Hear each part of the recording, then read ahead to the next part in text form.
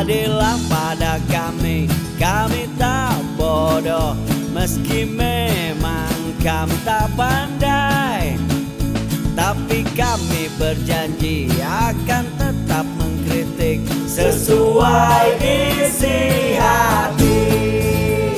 Bismillahirrahmanirrahim. Assalamualaikum warahmatullahi wabarakatuh. Waalaikumsalam warahmatullahi wabarakatuh. Pak Rizal Fadilah, ini baru pulang dari Jakarta langsung ke sini. Biasalah. Pasti masih capek nih, tapi besok ini katanya hari terakhir masa tenang yang beberapa kalangan justru tidak tenang. Karena diulak-ulik oleh dirty vote, oleh jet tempur dan sebagainya. Tapi kita akan mencoba, sahabat AJ Channel semua, kita akan membahas bersama Pak Rizal Fadilah tentang apa yang menjadi keresahan banyak orang, yang tentu kita bicara dalam konteks Pilpres pemilu 2024 yang disinyalir oleh banyak pihak akan penuh kecurangan. Dan sumber kecurangannya ada pada pimpinan di negeri ini. Dan Pak Rizal Fadilah kalau kita lihat di sini sudah menulis, ini masih versi yang belum tayang di berbagai media mainstream, tapi sebetulnya sudah tayang gitu ya. Sudah tayang, hanya kita akan coba paparkan penjelasan di sini tentang ini ngalangin wajahnya nih, kita geser dikit. Oke. Nah, Pak Rizal, di sini kita akan membahas tentang ini apa yang Pak Rizal tuliskan nih terkait dengan Jokowi Raja Curang lengserkan. Ya, pertama Kang Epul, dari dulu juga kan kita sudah berbicara tentang pemakzulan Jokowi. Itu adalah solusi kan, solusi untuk kebaikan bangsa, negara dan rakyat Indonesia. Itu kan karena perilaku politik Jokowi inilah yang menyebabkan acak-adut itu kan negeri ini. Banyak lah kasus-kasus yang bisa dibuktikan dalam ketika dia memerankan kepemimpinannya, terutama di 5 tahun terakhir ini. Itu kan periode kedua lah, itu ya luar biasa kesewenang-wenangannya itu. Nah, ujungnya terbukti juga gitu, ketika mau pemilu 2024 atau Pilpres khususnya, terlihat sekali di situ kan rekayasa desain kecurangan yang disiapkan, dan itu dikomandani oleh Jokowi gitu. Sehingga seperti yang kita pernah ungkapkan dahulu, Jokowi itu harusnya nggak ada dalam proses pemilu ini, jujur dan adil gitu. Kalau Jokowi masih ada, walaupun dia teriak-teriak jujur adil gitu kan, malah sekarang disimpangkan damai gitu kan, jujur adil hilang gitu ya, karena memang perekayasaan atau kecurangan itu sangat masif, sistematik dan terstruktur.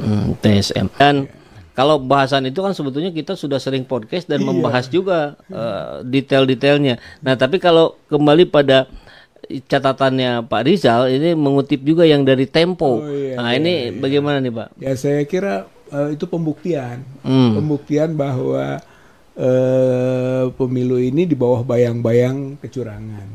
Tempo kan itu intinya gitu kan.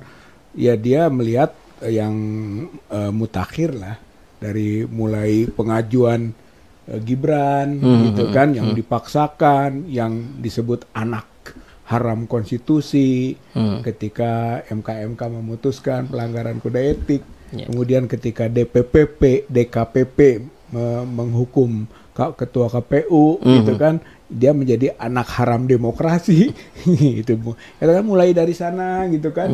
Kemudian dengan penyimpangan dana bansos gitu ya, kemudian juga mobilisasi aparat sampai ke desa, ke RW RT bahkan gitu kan.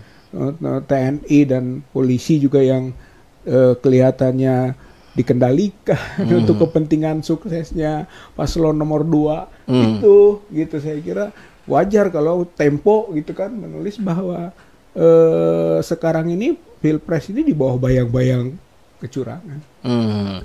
Jadi kalau saya jadi ingin sedikit bahas tentang temponya Pak Rizal, karena ini Tempo ini kenceng banget nih. Selain edisi editorialnya, kita tahu juga YouTube-nya ada Bocor Alus, itu juga selalu jadi rujukan pembahasan yang lain. Ini kok berani sekali, ada apa? Apakah ada juga yang mengatakan ini Tempo ini ditunggangi 03 atau 01 malah. Nah itu gimana dalam pandangan Pak Rizal? Kalau menurut saya ditunggangi oleh kejujuran, dan ditunggangi juga oleh kebenaran ya. Jadi sebagai media yang punya tanggung jawab terhadap masyarakat, ya, dia harus berada di aras kebenaran, kejujuran, dan dia tahu bahwa kondisi sekarang ini tidak berada di kondisi itu. Saya kira dia juga ingin berbuat lah. Menurut saya mas sebagai media itu adalah satu kekuatan infrastruktur politik yang kuat, pengaruh ada. Masa semuanya habis? Masa semuanya dikooptasi oleh kekuasaan, gitu kan? Saya kira Tempo ingin menunjukkan jati dirinya, dan itu dalam beberapa edisi terus menerus mengkritisi kekuasaan yang otoritarian, gitu, dan layak menurut dia. Ada opini yang di dalam media yang terakhir itu bahwa jangan pilih yang didukung oleh Jokowi. Itu keras sekali itu ya. Keras sekali itu. Tapi yang menarik ini Pak Rizal, ini juga kan kalau bicara pelanggar HAM berat kan identiknya ini masyarakat ke 02 ya. Ada tokohnya yang bermasalah dengan kejadian di 98 dan sebagainya. Tapi di sini ada tulisan Jokowi pelanggar HAM berat, pencipta sistem korup, penculik, penyanderaan. Ini gimana maksudnya, Pak? Ya, kalau kejahatan politik itu pasti akan bermuara pada siapa pemimpin politik. Gitu ya. Seperti kasus tewasnya 800 petugas KPPS 2019, gitu kan? Siapa yang tanggung jawab? Itu bukan soal TNI, gitu kan? Bukan soal polisi, bukan tanggung jawab pimpinan KPU. Bukan karena itu pembiaran, gitu. Jadi crime by omission itu ya, jadi kejahatan pembiaran. Dan itulah risiko kenapa presiden pada waktu itu masih menyatakan dirinya sebagai presiden. Harusnya mah dia melepaskan dulu jabatan untuk berkompetisi. Dia enggak. Saya presiden tetap, gitu kan. Nah, konsekuensinya semua kejadian termasuk tewasnya 22 Mei, gitu kan, walaupun pelakunya bisa saja aparat, gitu kan. Tapi karena itu kasus politik, tanggung jawab dong, gitu. Begitu juga dengan 6 syuhada, gitu kan, walaupun itu tangan aparat, tapi karena itu pembunuhan politik, ya tanggung jawab pemimpin politik, gitu. Sampai Kanjuruhan juga dia landai-landai saja. Saya kira itu hal yang harus dipertanggungjawabkan. Kita sebut dengan pelanggaran HAM berat. Baik, kalau kembali ke Pilpres 2024. Yang di sini juga ada catatan bahwa Pilpres 2024 dipastikan curang dengan melihat kerja kotor istana. Nah, ini kalau ya saya lihatlah beberapa ucapan-ucapan dan statement dari para tokoh itu, ada yang mengatakan bahwa ini diduga keras akan terjadi kecurangan. Tapi ada juga yang mengatakan ini pasti curang. Nah, ini kan agak-agak berbeda. Ini gimana melihatnya, Pak? Ya, karena besok itu bukan satu-satunya peristiwa yang ditunggu, gitu kan, curang atau enggak ya, gitu. Karena kecurangan sudah terjadi sejak awal, gitu. Seperti tadi itu munculnya Gibran sendiri curang, gitu kan.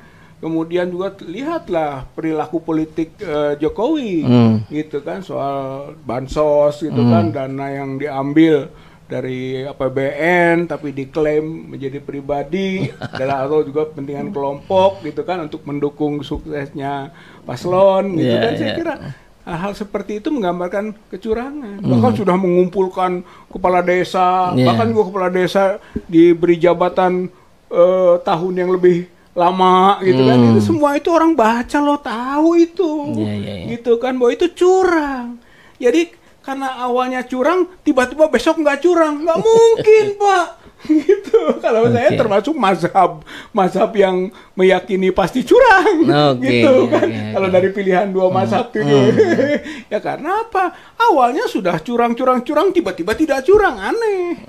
Sementara juga kelihatannya Jokowi ini belum memperlihatkan kesadaran yang kembali ke kebaikan, masih melabrak, masih menabrak, masih nekat gitu untuk mensukseskan misinya. Jadi oleh karena itu pasti proses awal yang curang, kesananya curang, mungkin setelahnya akan curang lagi. Itulah yang kita sebut masif, sistematik dan terstruktur kecurangan pilpres atau pemilu 2024.